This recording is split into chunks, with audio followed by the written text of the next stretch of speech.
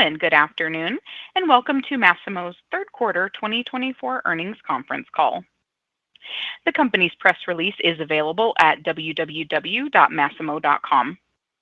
At this time, all lines have been placed on mute to prevent any background noise. After the speaker's remarks, there will be a question and answer session, and I'm pleased to introduce Eli Kammerman, Massimo's Vice President of Business Development and Investor Relations.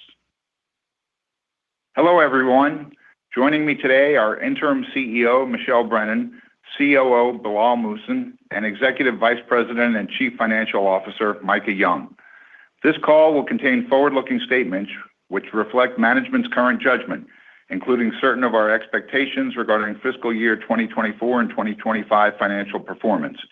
However, they are subject to risks and uncertainties that could cause actual results to differ materially. Risk factors that could cause our actual results to differ materially from our projections and forecasts are discussed in detail in our periodic filings with the SEC. You will find these in the Investor Relations section of our website. This call will also include a discussion of the potential separation of our consumer business and a preliminary estimate of the financial impact of a potential separation. However, the estimate is being provided solely for illustrative and informational purposes. The company is currently evaluating the structure of any potential separation of its consumer business, and the method, structure, timing, and terms of any such potential separation are still under consideration and have not been determined, approved, or finalized. Also, this call will include a discussion of certain financial measures that are not calculated in accordance with generally accepted accounting principles, or GAAP. We generally refer to these as non-GAAP financial measures. In addition to GAAP results, these non-GAAP financial measures are intended to provide additional information to enable investors to assess the company's operating results in the same way management assesses such results. Management uses non-GAAP measures to budget, evaluate, and measure the company's performance and sees these results as an indicator of the company's ongoing business performance. The company believes that these non-GAAP financial measures increase transparency and better reflect the underlying financial performance of the business. Therefore, the financial measures we will be covering today will be primarily on a non-GAAP basis, unless noted otherwise. Reconciliation of these measures to the most directly comparable GAAP financial measures are included within the earnings release and supplementary financial information on our website. Investors should consider all of our statements today together with our reports filed with the SEC, including our most recent Form 10-K and 10-Q, in order to make informed investment decisions. In addition to the earnings release issued today, we have posted a quarterly earnings presentation within the Investor Relations section of our website to supplement the content we will be covering this afternoon. I'll now pass the call to Michelle Brennan. Thanks, Eli, and hello, everyone, and thank you for joining us today. I'm pleased to be with you for my first earnings call as interim CEO of Massimo. I strongly believe in the company's long-term growth potential, and the board and management team are focused on executing our plan to achieve continued growth by capitalizing on the many opportunities we see ahead for this business. At the onset, I want to stress how impressed I have been by the team at Massimo. Over the past month, I have had many interactions with employees who are energized by our path forward, by our purpose of saving patients' lives, and by our innovation-focused culture. Notably, we have not seen any critical talent departure since the annual meeting, and in fact, have seen attrition rates decline.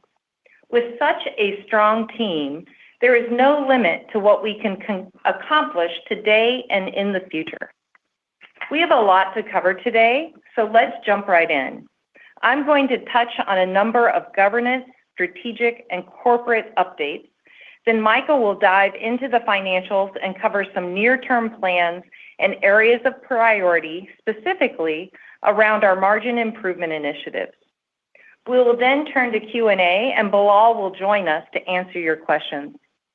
With all the significant items currently being considered by the board, we ask that you limit your questions during this quarterly earnings call to those focused on business and financial performance during the quarter. First, Let me provide an update on the strategic review of the consumer business.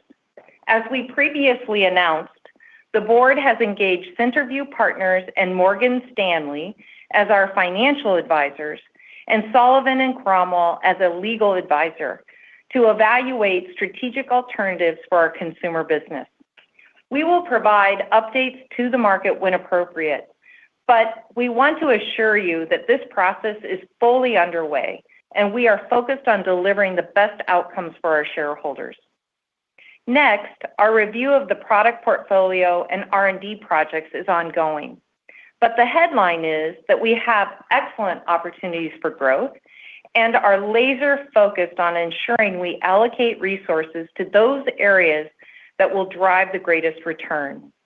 At a high level, we will be focusing on fewer projects and therefore concentrating on those big market opportunities addressing clear unmet needs.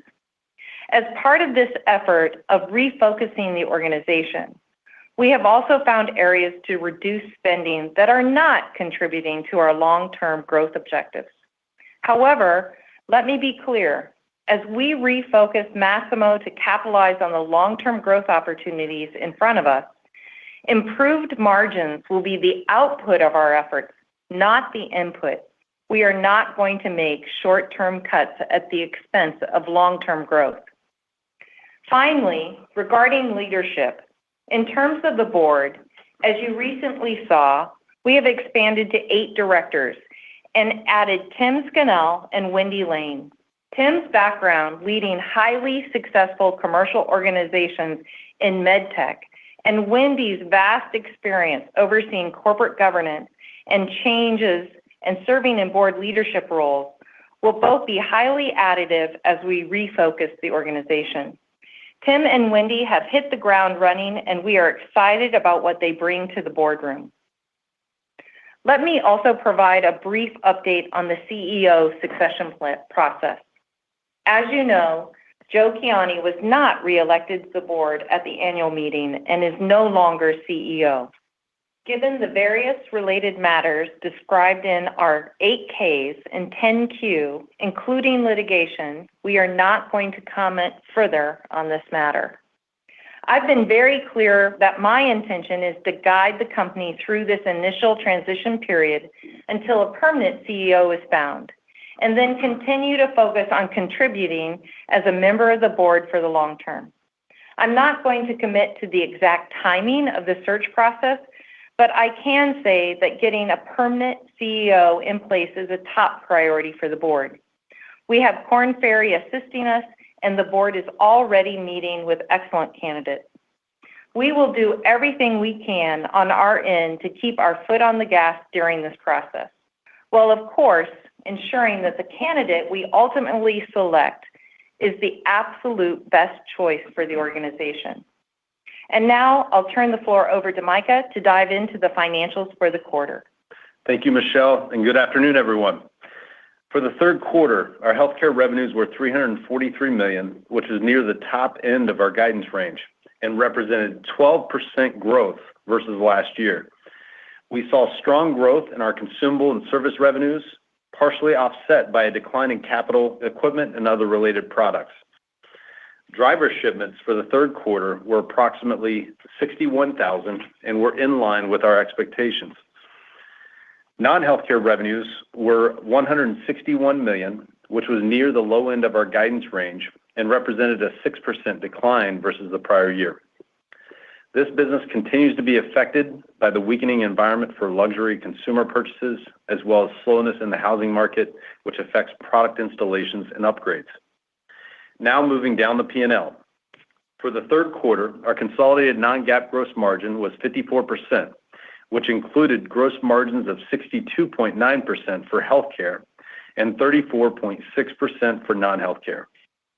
Healthcare gross margin improved 260 basis points year over year and rose 40 basis points sequentially as we continue to benefit from the relocation of our sensor manufacturing to Malaysia, in combination with increased operational efficiencies and a favorable impact related to a higher proportion of our sales coming from consumables. For our consolidated business, Non-GAAP operating profit was $81 million, representing 23% growth versus last year. Our operating margin of 16% improved 230 basis points year-over-year and rose 130 basis points sequentially from the second quarter. This represents a very strong result considering that we overcame 480 basis points of year-over-year expense headwinds due to the return of performance-based compensation to normal levels in 2024. We continue to make meaningful progress on our margin improvement initiatives, which I will discuss in more detail in a moment. Even with the return of performance-based compensation, we delivered 31% EPS growth to reach non-GAAP earnings per share of 98 cents for the third quarter, which was primarily driven by strong performance from our healthcare business and effective expense management across the organization. Now I'd like to provide an update on our 2024 financial guidance. For the fourth quarter 2024, we are projecting consolidated revenue of $581 million to $611 million and non-GAAP earnings per share of $1.35 to $1.50. For the healthcare segment, we are projecting revenue of $363 million to $373 million, representing 7 to 10% revenue growth. For driver shipments, we expect to ship 60,000 to 65,000 drivers in the fourth quarter. For the non-healthcare segment, we are projecting revenues of $218 million to $238 million. Now turning to our full year 2024 financial guidance. We're now projecting a consolidated revenue range of $2,075 million to $2,105 million. For our healthcare segment, we are now projecting revenues of $1,390 million to $1,400 million, representing 9 to 10% revenue growth for the year, in line with our prior guidance midpoint. For the non-healthcare segment, we are now projecting revenues of $685 million to $705 million, which represents a decrease of $20 million at the midpoint versus the prior guidance range. For the full year, we're projecting consolidated non-GAAP gross margin of 53%, which includes healthcare gross margins of 62.7% and non-healthcare gross margins of 33.7%. Further, we are projecting a consolidated non-GAAP operating margin range of 15.7% to 16%, which represents an increase of 50 basis points at the midpoint versus the prior guidance range. Finally, we are now projecting a consolidated non-GAAP EPS range of $3.95 to $4.10, which represents an increase of 13 cents at the midpoint versus the prior guidance range due to strong performance from our healthcare business and effective expense management across the organization, partially offset by the reduction in non-healthcare revenue. Now, I'd like to expand on some of the important initiatives that Michelle had mentioned earlier, which we fully expect will strengthen Massimo's revenue growth and earnings power in 2025 and beyond. We are enthusiastic about the opportunities we see to enhance revenue growth while continuing to expand margins. The management team, in partnership with the new business review committee of the board, is in the process of focusing our R&D resources on those projects that will enhance our long-term growth profile, and we are excited about the work we have done to date. While our foremost focus is on innovation-driven growth, we are also happy to see our margins expand as we right-size corporate overhead costs, drive improved gross margin, reduce marketing expenses associated with products that do not show promise of generating meaningful revenue, and take other reasonable cost actions on items unrelated to our top-line growth, such as selling the corporate jet, among other things. It is still early and our work is ongoing, but as we look forward to 2025, we believe actions identified to date will deliver at least 200 basis points of additional operating margin while we continue to deliver on our long-term revenue growth expectations. For context, on our August Q2 earnings call, we detailed for investors a 24% EBIT margin profile for our healthcare business. As we look forward to 2025 and take into consideration the actions identified to date, we expect this margin to be at least 26%. For those of you trying to estimate our earnings potential, please note that we currently have $38 million per year in net interest expense, an approximately 26% effective tax rate, and roughly 55 million diluted shares outstanding. We will continue to update the market on the work of the management team in partnership with the board's Business Review Committee. We expect to provide the next update in January 2025. With regard to our strategic review process, the board has not made a final determination of the manner in which the consumer business will be separated. If, among other things, the board decides to no longer pursue a spinoff of this business into a publicly traded company, we anticipate treating the consumer business as a discontinued operation upon those decisions being finalized. Further, we would exclude the results for this segment from our non-GAAP earnings and no longer provide guidance for this segment if it still remains with the company into the first quarter of 2025. In closing, our ongoing focus on expanding our footprint with existing customers and winning new customers has built a solid foundation for growth in 2025. As shown in our slides today, the incremental value of new contracts this year now totals $318 million through the third quarter and is continuing to track ahead of last year, which itself was a record for the company. This clearly demonstrates Massimo's strong market share gains through contracting with our hospital customers and has contributed to a 15% increase in our unrecognized contract revenues, which have reached $1.65 billion as of the end of the third quarter. I'm excited about the strength we are seeing in our core healthcare business, and when you combine that with our ongoing initiatives to separate the consumer business and improve operating margins, we have tremendous opportunity in front of us to achieve our goal of more than doubling our earnings per share within 5 years, and most importantly, increasing shareholder value. With that, we'll open the call to questions.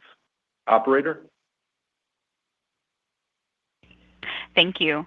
And we will now begin the question and answer session. If you have dialed in and would like to ask a question, please press star 1 on your telephone keypad to raise your hand and join the queue. If you would like to withdraw your question, simply press star 1 a second time. If you are called upon to ask your question and are listening via speakerphone on your device, please pick up your handset and ensure that your phone is not on mute when asking your question. To be able to take as many questions as possible, we ask that you please limit yourself to 1 question and 1 follow-up. Again, it is star 1 if you would like to join the queue. And your first question comes from the line of Jason Bednar with Piper Sandler. Your line is open. Hey, good afternoon. Congrats on a nice quarter and great to hear about the stability in the business here. Michelle, I wanted to start with some of your comments, and Micah, feel free to weigh in as well. Your pretty direct comments in the press release regarding the actions that have already been taken to focus spending on just fewer projects and focus on those with the greatest return. Really appreciate the insight you also gave on 25 operating margin for healthcare. But just to clarify, that 26% floor that it seems like we now have in place, does that reflect spending reductions that have taken place to date and up to today, or does it contemplate additional actions that you still plan to take between now and over the next few months or whenever? And then one other point on this, just can you clarify, out of that 200 basis points that we're seeing, is that mostly R&D or SG&A, or do we have some gross margin lift in there as well? Because I believe that was part of the original plan. Jason, thank you very much for your question. The 26% contemplates the actions we're going to take between now and year end, but I'm going to turn it over to Micah to answer the rest of your question. Yeah, Jason, thanks for the question. The actions we've taken to date, and we're going to be working through the end of the year through some of these cost initiatives as well as operating margin improvement initiatives. Those we expect that's going to drive our healthcare margins for 25 to 26, at least 26%. And That's just based on some of the actions we've taken to date. We're working through a lot of things to really refocus resources in the organization, reallocate those resources to drive our top line growth and really focus on the projects that are going to deliver the best returns. So we feel good about the actions we've taken so far, and we think that those actions will have minimal impact on the top line. And I mentioned a lot of the things that are really contributing to that is in terms of corporate overhead costs and right-sizing those, driving improved gross margins, reducing marketing expenses associated with products that just aren't driving meaningful revenue and meaningful returns. And then we have other cost actions that we mentioned as well. So those things are well contained, and we're being very deliberate and intentional about where we target those, and just making sure that we preserve the top line growth and set us up for profitable growth moving forward. All right, really helpful. Thanks for that. And then maybe I'll ask one here on the CEO search process. Understanding we're not necessarily talking about timing, but maybe help us out what's being looked for at the board level for that next CEO. Are we talking a medtech industry veteran, a growth-focused individual, or an operations-focused individual? Just would love to hear what you're prioritizing in the search. This is understandably a very attractive seat and also an important one for the board to fill. So we are, first of all, looking at both internal and external candidates. We are looking for a med tech background. We would like to have a balance of operational as well as technical or experience in refreshing pipelines. We want to make sure that the fit is really good with the culture that is here at Massimo, because we have a very strong culture of innovation focused and a family type of atmosphere. So we want to make sure that the new CEO will come in and hit the ground running and really is the right person for the long term. Okay. Thanks, Michelle. You're welcome. And your next question comes from the line of Marie Thibault with BTIG. Your line is open. Hi, good evening. Thanks for taking the questions and nice quarter. Michelle, glad to be working with you, and hi to Mike and Bilal as well. Good to talk to you. I wanted to ask a question here on Malaysia and gross margin, just sort of a status update on where we are in realizing some of those benefits. I know a lot of the volume has already flowed to the Malaysia facility. What portion of the gross margin uplift would you say we've seen, and sort of the timing of how we might continue to see some of that benefit roll out? Yeah, thank you, Marie. So right now we're seeing very good improvement this year. I mean, if you look at coming into this year, I think our margins last year for healthcare were 60.9%. We've now ratcheted that up and stepped that up over, I think, 2 or 3 guidance raises. So we're now up to 62.7% is what we're guiding to this year. So, and I think we came into the year, we're up about 70 to 80 basis points at least from where we came in guiding of the year. So we're seeing good traction in Malaysia. We are, of course, as you know, moving our high volume manufacturing for sensors over to Malaysia and out of Mexico. That's giving us great savings in terms of the comparison of cost structure between those 2 locations. We are seeing very good manufacturing efficiencies that are starting to flow through inventory and into our margins. In fact, our Q4 margins are implied around 63%. So we delivered 62.9 this quarter, and we're tracking very, very well as we move into to 2025, and we expect those margins to continue to expand as we become more efficient with that workforce and continue to move some more production over into Malaysia. Okay, that's really helpful, Mike. My follow-up here then, just sort of a headline overview of the healthcare environment in general. In the past, you've given us some color on hospital census, OEM activity, ordering activity, maybe any early thoughts on flu season as well as we think about Q4, Q1. Thank you. Yeah. So in terms of census, I think we've talked about implied in our guidance last quarter was kind of that somewhere between 2.5% to 4% in terms of census contribution, in terms of growth. We're still seeing it very stable, and census has been stable. We're probably now with what we saw the result in Q3 and what we're expecting for the year, we're still in that zone. So it's been very stable, very strong. Ordering patterns are much better than they had been in the past, and the business is back to kind of where we can predict it much better than in the past few years. So we're happy with where things are, and it's giving us confidence in our guidance for the fourth quarter and as we move into next year. And then, Marie, this is Bilal. One thing to add related to flu season, it's probably too early to predict that at this point. But like Micah said, everything we've anticipated so far has held steady for us. Okay, very good. Thank you. And your next question comes from the line of Michael Polark with Wolfe Research. Your line is open. Hey, good afternoon. Thank you.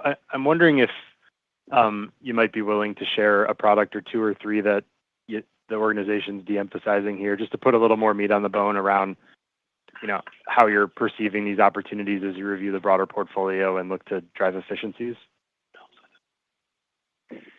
Yeah, so there are a few products that we've de-emphasized. One of them is Opioid Halo. If you guys remember, we made a push for monitoring patients on opioids at home, as well as Bridge, which was a therapeutic device for patients or people on opioids that wanted to reduce the pain of removing opioids, basically, or coming off opioids. So both of those products are examples that we've reduced from our current portfolio.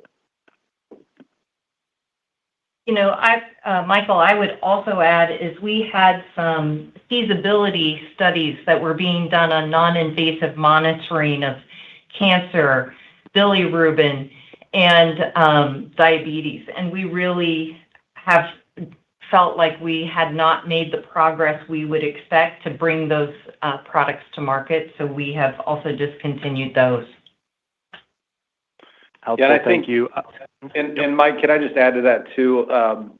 In terms of opioid, I want to be clear though. Opioid Halo, we are still, we still have products that we're using in that area that are going to be focused in the hospital. So I want to make sure that's clear that those products will still be very, very important for the business as we're in the hospital. It's just as we think about the remote monitoring, especially of illicit users, those types of things. That's where we think it's a much more challenging pathway. It's a road to reimbursement. Some of those things that we really want to get more efficient on and not focus on in terms of the long term right now. The direct-to-consumer market. Yes. Yes. Thank you. As a follow-up topic, I want to ask on Apple. My understanding is this trade secrets trial is starting here again, or the retrial is this week, I believe. Maybe for Michelle, just curious, kind of how does the board view this investment, this pursuit? Any comments on what you've learned about this opportunity as the team has dug in? Thank you. You're welcome. Well, as an innovation leader, we are going to definitely defend our patents, and I don't think that's new news to anyone. What I would like to do is turn it over to Bilal, who is very active with this litigation, to really comment on where we are. Thanks, Michelle. Yeah, the California trial for theft of trade secret did start. It actually started today. It's a bench trial, so we're not going to be able to predict the timing of it, and we don't have any further updates at this time.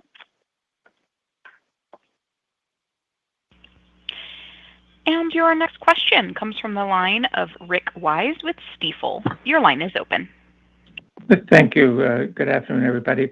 I guess I'd observed that it's been 4 or 5 quarters now of better than expected healthcare sales performance, driver shipments, backlog growth. The business does seem in strong shape, as we move toward 25. You gave us a couple of hints about, or early thoughts, Micah, about the potential for further operating margin expansion. Help us reflect on the sales outlook and some of the key drivers, some of the things that you're feeling positive about, maybe if there's something you're concerned about, so that we can see we can start to anticipate, just early on as we build our models, how we should start to be thinking about the 25-year from a revenue point of view. Yeah, thanks, Rick. So, we did lay out this earlier this year, I think it was in June, kind of our long-range plan as far as the cadence of kind of revenue growth, as well as operating margin expansion. And we're already seeing some very good progress on the operating margin side. And I think if you really frame up revenue, the way I look at it is, number one, all of our product platforms we're very confident in, starting with SET. And we've kind of given a long-term plan range of 7 to 10% growth. We've broadened it a little bit more just because we are growing off a much larger base. So high single digit, to 10% growth. But if you look at SET, we expect SET to kind of perform, continue to perform in that range of, long term, that kind of that 6 to 8% Rainbow double-digit growth, somewhere between, call it 10 to 20% for brain monitoring as well as capnography. And then if you start to look at hospital automation, that growing, 20% or more. So those are the key categories we've laid out. But some of the things that I'm really excited about, and I know Bilal is as well, and even, as we talk with the board, I mean, we're very excited about the opportunity with Rainbow and hemodynamics, combining the capabilities of total hemoglobin, continuous hemoglobin measurements with cardiac output that we acquired from Lidco, or when we acquired Lidco. Bringing that platform together, that's another new product platform that we're very excited about, that we're rolling out. The last one, or another example is ORI, as we start to launch that as well in the U.S. market, now that we have 510(k) clearance. And we've always had that outside the U.S., but now we're really, now that we have the de novo clearance, we're able to really, launch that in the U.S. Anything else you want to add, Bilal? Yeah, I mean, we're going to continue to expand our platform. One of them that's exciting is also the Radius VSM. That's our new wearable vital signs monitor designed for the general care floor. And this product, including the Lidco product that Micah mentioned, our hemodynamics platform, we're just starting the phases of launch throughout this year and next year. So it should be exciting for us. That's great. And just as a follow-up, Micah, you've been kind enough in many calls past to talk about what might push numbers toward the lower or the higher end of the various ranges you've contemplated. Maybe talk specifically about, for example, drivers. It seems like a wide range for the fourth quarter. Is there something that would get you unique, that would get you more toward that 65,000 range? And again, just talk us through the near-term outlook and some of the various moving pieces. Thank you for the responses. Yeah, thank you, Rick. What we can control, Rick, is more the direct placement of our drivers in terms of Massimo branded drivers, and that represents 25% of our total drivers that we ship around that zone. The rest is OEMs, so it's all really dependent on OEM ordering. But we feel good about that range for Q4, and we think that that's going to be kind of a steady quarterly range as we move into next year. And hopefully we'll continue that'll continue to climb. But we don't want to get ahead of ourselves there. We want to be thoughtful, just because we don't control the other portion of that, and a lot of that's dependent on how OEMs are managing their own inventory levels, those types of things. We've seen that as a challenge in the past, and we want to be thoughtful of that as we move forward. But we feel very good about getting the new drivers we need to deliver the growth, which is really coming from all the record contracting we've seen over the past few years. And this year, as I mentioned in my prepared remarks, is we're already tracking at $318 million for this year, and we're hoping to be north of that $400 million watermark, which is an important level for us to really drive that growth year in, year out. So I think, feeling very good about that. Our unrecognized contract revenues are up, 15% due to that strong contracting, and we're set up very well as we move into 2025. Thanks so much. You're welcome. And your next question comes from the line of Matt Taylor with Jefferies. Your line is open. Hi, guys. Thank you for taking the question. I guess my first question on the margin progression, I know you talked about the 26% from the actions you've taken. And in the LRP update we had earlier this year, you talked about getting back to a cadence of about 100 basis points a year kind of over that plan. So I guess beyond the 26, is that the right cadence to think about, or do you think you could do better than that? I think as you look at the 26% for next year and then move past that, I think we would expect, to at least do 100 basis points, if not better. So, getting back into that type of cadence, but, we're really taking a hard look at everything and making sure that we can optimize everywhere we can to not only, this is not about just margin improvement, but it's really refocusing the organization to deliver the growth over the long term and really focusing on those most important projects. And I think we'll continue to see benefits play out as we move forward that could put us above that cadence. Yeah, I think it's important I'm sorry, I just want to add, Matt, but I think it's important that we are making sure that going after those big opportunities sitting in our pipeline, fully resourcing those opportunities so we drive really strong growth is just as important for our margin improvement as are some of the cost structure or cost initiatives we've talked about. Thank you. And just a follow-up on the components of revenue, thinking about the go forward here. You had really nice improvement in the revenue per driver this year. The install base is up a few percent, but that really stands out, the 13% growth in utilization. How would you think about those two pieces going forward? Yeah, I think, we see revenue per driver, and if you really dig deeper, it's really revenue per bed and per patient. And, that's something I know Bilal's laser focused on is really driving that, in terms of how we think about the future. And if you look at it, we're continuously, not only upcharging to, more differentiated technologies that carry higher premiums, but we're also continuing to build out our connectivity platform and the way that we can monetize some advanced algorithms for decision support and those types of things, as well as service revenues. So as we look forward into the future, that revenue per driver is going to be more meaningful than just an install-based growth. And I think, that's going to be something that we'll talk more and more about as we move forward. Bilal, do you want to add anything there? No, just like Micah said, the additional technologies we provide now, it's not just pulse oximetry, but you guys know it expands across our different platforms. So we're really looking at that closely to see from each bed how many of the platforms can apply on a per patient basis as we expand or after we land in terms of expanding within our install base. Great. Thank you so much. You're welcome. And your next question comes from the line of Vik Chopra with Wells Fargo. Your line is open. Hey, good afternoon, and thanks for taking the questions.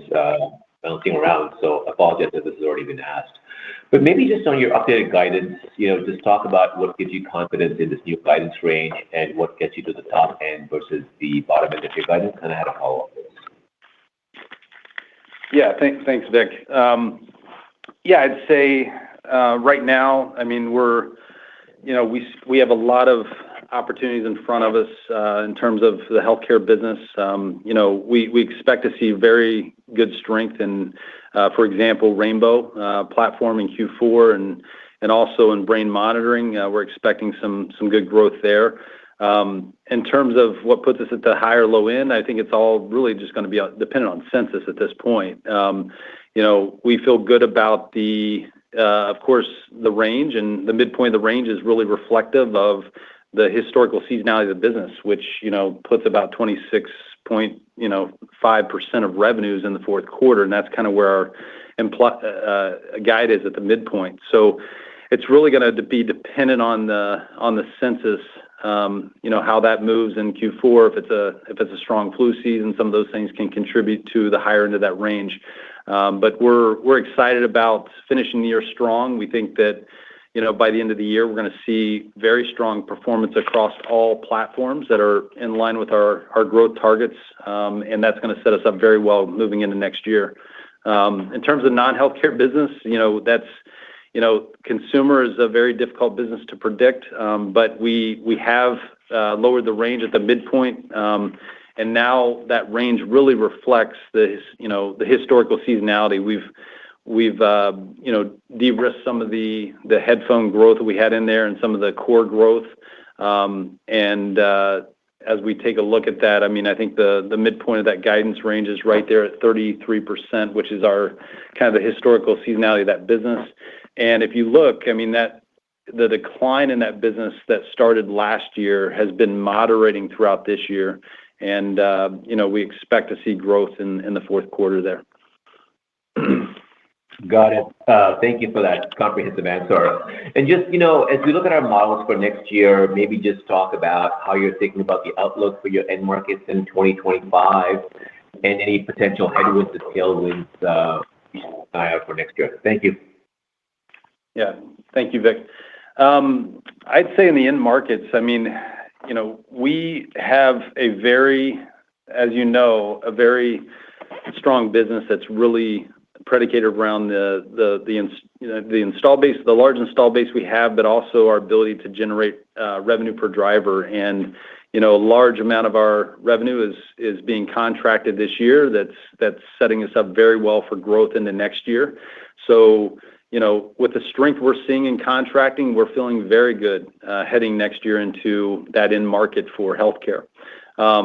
And again, it's going to be dependent on how that fluctuates based on census. But everything is pointing to a strong year moving into 2025. In terms of the consumer market, there's a lot going on there with elections and kind of how things will play out moving forward. A little bit more difficult to predict, but I think that business seems to be stabilizing more. And we do have a lot of new product introductions that are going to be coming out in Q4 and Q1 that hopefully will return that business to growth.